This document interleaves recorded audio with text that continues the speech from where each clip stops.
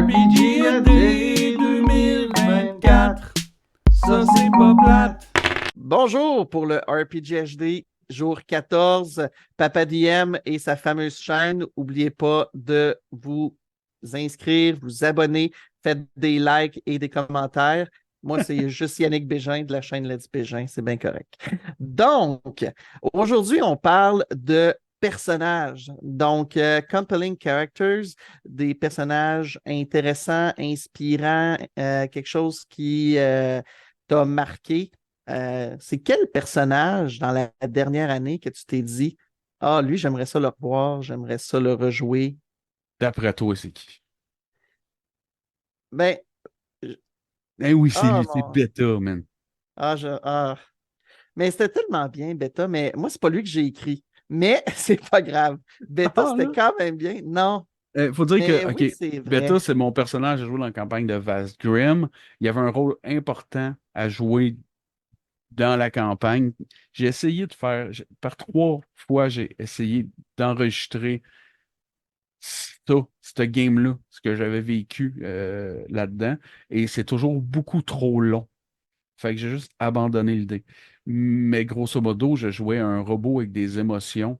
Et au début, je Ah, savais pas trop comment le jouer. Fait que j'ai trouvé un filon de je, je suis comme une espèce je trouve pas le terme, mais quelqu'un veut une émotion, je la prends. Surtout qu'il y a une émotion forte, j'embarque là-dedans. Fait que quand quelqu'un on est dit un soudainement, empath en anglais, ouais, genre, quelque chose mais du genre. aussitôt que quelqu'un était comme super motivé à aller au combat, je devenais une machine de combat. Tu sais, c'était tout le temps sur les autres, mais s'il y avait quelque chose qui me faisait peur, là, je tombais effrayé as fuck.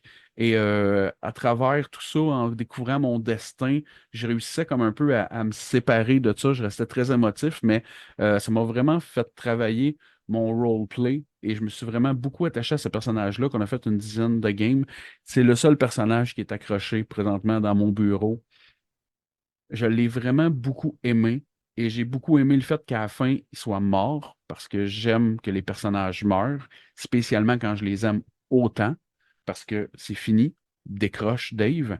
Mais la finale où j'ai juste imaginé qu'il y avait un nouveau robot émotif qui naissait pour faire face à la prochaine fin du monde, ça m'a donné comme une ouverture et je trouve ça tellement beau, genre, d'avoir fini comme ça, puis ça me touche. Puis je Oui, l'aime. mais Voilà. c'était un excellent personnage. Puis en plus, c'était assez emblématique de la campagne parce que par le jeu de qu'est-ce qui s'est passé puis comment que ça a évolué, euh, dans le fond, Beta était lié à une manière de sauver le monde, là. Puis en tout cas, ça a pris du temps pour découvrir comment faire ça, puis comment que ça allait aller. Puis beaucoup des personnages ont fini par être liés à celui-là, vu qu'il y avait Ouais. cette espèce de connexion, d'empathie. Fait que non, mais c'était un excellent choix. Mais moi, je suis allé plus simple que ça parce que on a joué une campagne, c'est La Machine, faite par Pierre-Louis Renaud. Puis Ah, je mon suis content que tu en parles. personnage de. Ah non, Gaston Dugas, mon Dieu, que j'ai aimé ça, jouer ce personnage-là, alors C'était que tellement bien. c'était complètement inattendu parce que c'est un funnel, c'est 4 personnages. Puis personnellement, les funnels, j'ai un peu de difficulté avec ça en général parce que je trouve, j'ai toujours la. Tu joues 4 personnages, puis que là, quand tu veux parler, tu sais pas c'est qui dit, c'est pas si important, c'est difficile de rendre ça plus roleplay, puis qu'un joueur fasse, bref, 4 décisions, faire avancer l'histoire.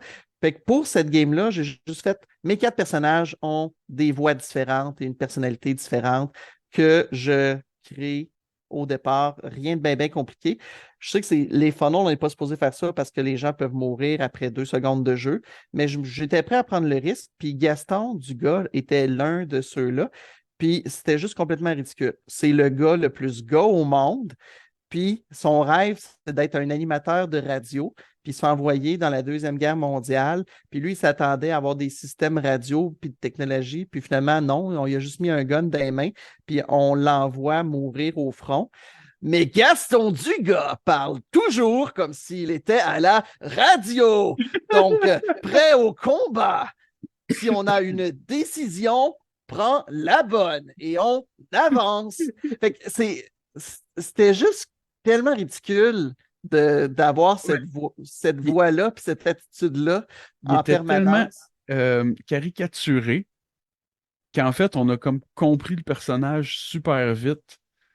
Fait que ça l'a Exact. rendu comme attachant super vite, parce que justement, d'un Funnel, on était 16 persos, je veux dire, c'est dur de suivre, mais lui, on sait c'est qui en esti, par exemple.